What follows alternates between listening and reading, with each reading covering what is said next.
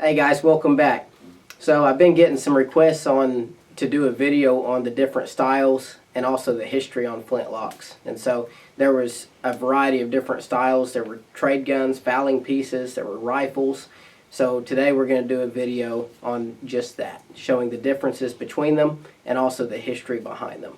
So I hope you guys enjoy.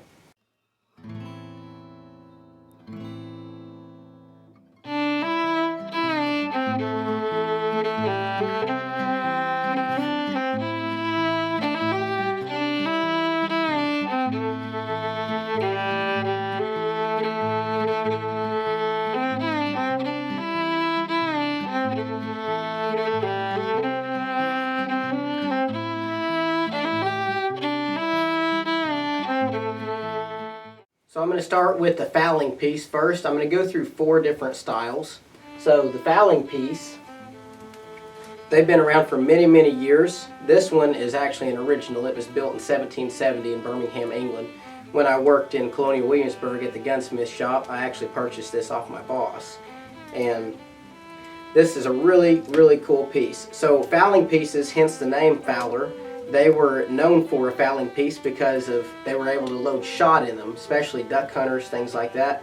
So they could load a heavy powder charge in these and triple that amount in shot. And so that's where we get our term all your ducks in a row from. They would sit on the bank and wait for all the ducks to land. They'd fire off one shot into a group of ducks. They were actually pretty disappointed if they didn't get at least 20 in one shot. And so fowling pieces were known for their very long barrels. This is kind of just a standard barrel. And so, but some of them had the upwards of even a 60-inch barrel on them. So this one eventually in its lifetime was converted to a percussion cap. What's kind of neat is they placed the nipple right on top of the barrel instead of putting a drum on it. So that's something like just a little bit different. Many of these were actually converted later on in their life to percussion style, and a lot of them were converted back to flintlock shortly after they became percussions, because the owner of the weapon actually realized that the flintlock was still a more reliable weapon than the percussion was.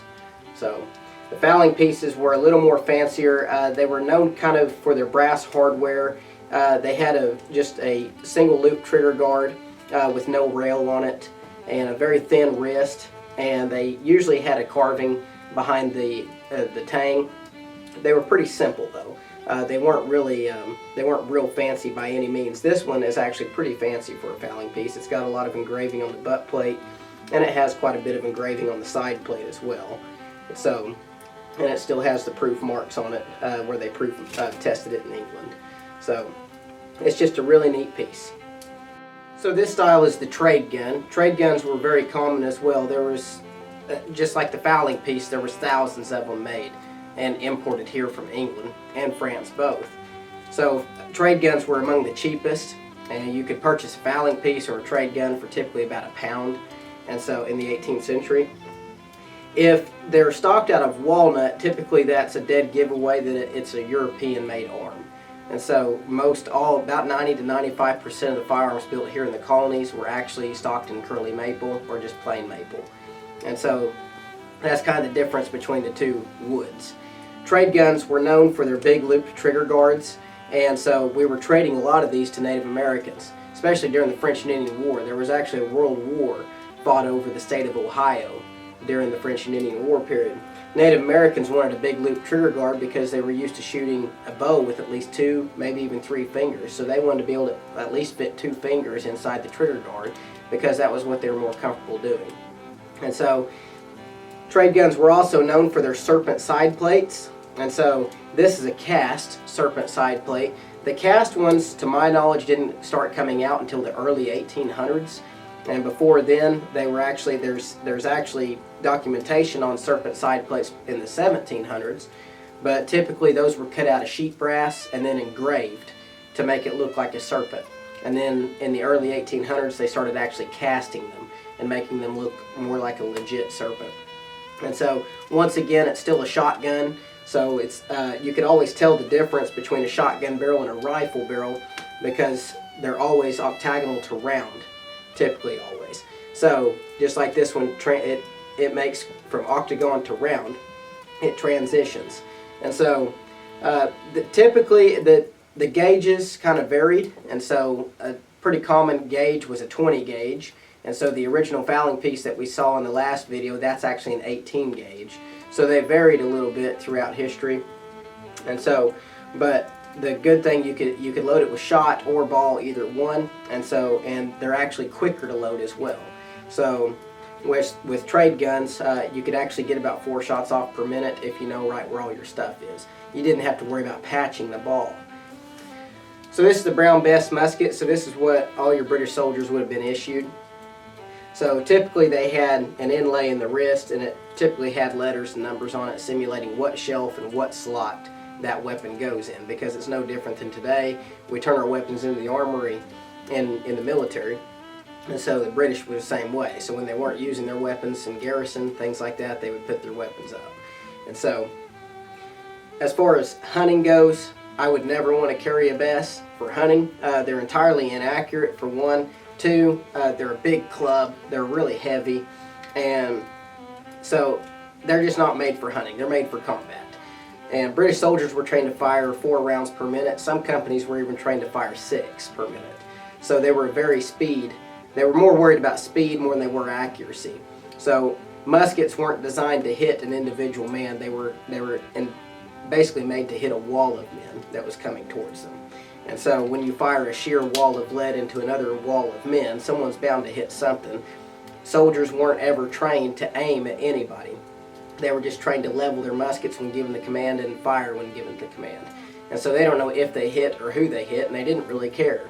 And so a 72, 75 caliber round ball, when it hits you, it's going to take off whatever it hits. And so wherever you get hit, it's going to take you out of the fight. So that's what they were mainly concerned about. And so once again, brass hardware, and on most muskets they left the barrel shiny. They weren't worried about dulling the color down.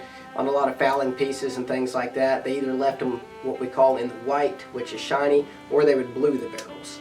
And so by bluing, you're dulling that shiny down, and so that way for hunting it doesn't catch as much of a glare. So here's your Brown Bess musket. So last but not least is the rifle. So rifles were typically a little bit fancier, not all the time, but a lot of times they were. Most of them had a cheek piece on them for comfort, and so the word rifle literally means groove, is what it means. And rifling's actually been around since the 1400s. So they started putting rifling in the barrels as early as that. So the whole objective was to get a ball to spin as it's coming out, and in fact a ball is the easiest shape to get to spin, so that's why our first bullets were actually round. And so in 1847 we came out with the conical shaped bullet, and also known as the mini ball. So that's what we used during the Civil War. And mini balls, they will fly for a further distance, spinning for a further distance, but the round ball and the mini ball are actually just as accurate as each other. The round ball just peters out quicker, is what it does. So, but with a rifle, a well-trained man that knew his rifle very well during the Revolutionary War, there was actually stories of guys actually being able to hit the person they were aiming at 400 yards away with a rifle during the Revolutionary War. So a lot of times they had a patch box on them. This is a wood sliding box, and so this is where you keep your patching material, or even your cleaning supplies or things like that. Extra flints if you need it. And rifles, a lot of them even had carvings on them. So carving was just something that they probably would have expected. So the people that were purchasing rifles in the 18th century were typically just deer hunters. So these deer hunters, rifles were never intended to be used in military service. The reason for that was because you couldn't load them quickly. You could only load about 2 shots per minute, 3 if you're very lucky. And so, but as a deer hunter, you weren't concerned about how fast you could load your rifle. So rifles were never intended to be used as a weapon as much as they were a tool for deer hunters.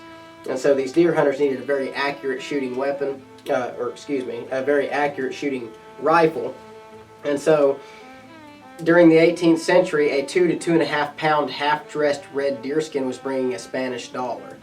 And so if you combined a lot, and so if you it took four Spanish dollars to make a pound. And so if you can get 4 Spanish dollars to make a pound, your rifle run about 4 pounds in Virginia current money at the time. So rifles were actually pretty expensive.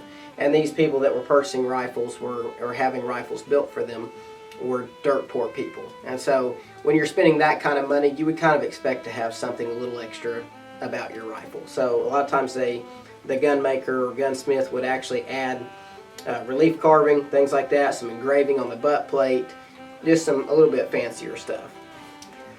So rifles were also known for their completely octagonal barrels from the breech all the way to the muzzle. And in the 18th century, they also referred to it as squared, tapered, and flared. And so squared, tapered, and flared, the squared means octagonal shape.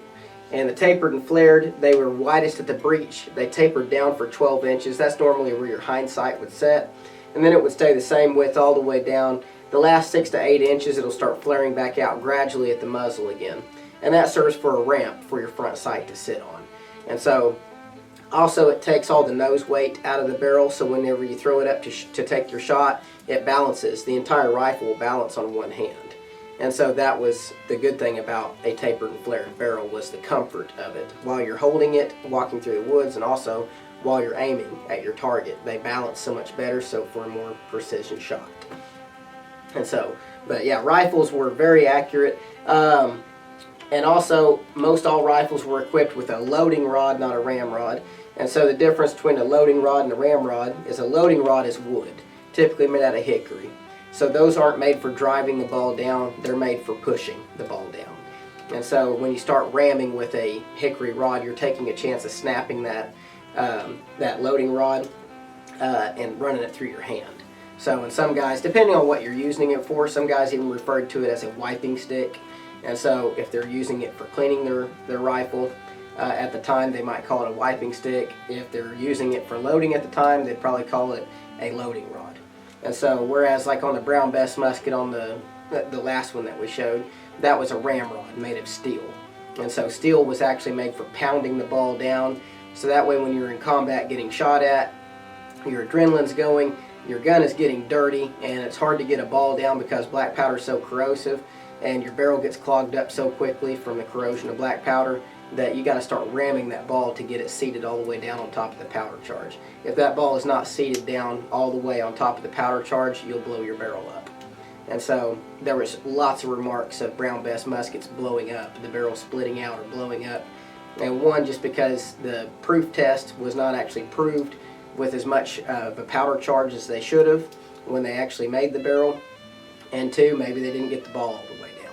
So anyway, but that's kind of the differences between the varieties that we have here. So I hope I answered a lot of questions. And if you have any more questions, be sure to leave them in the comment section.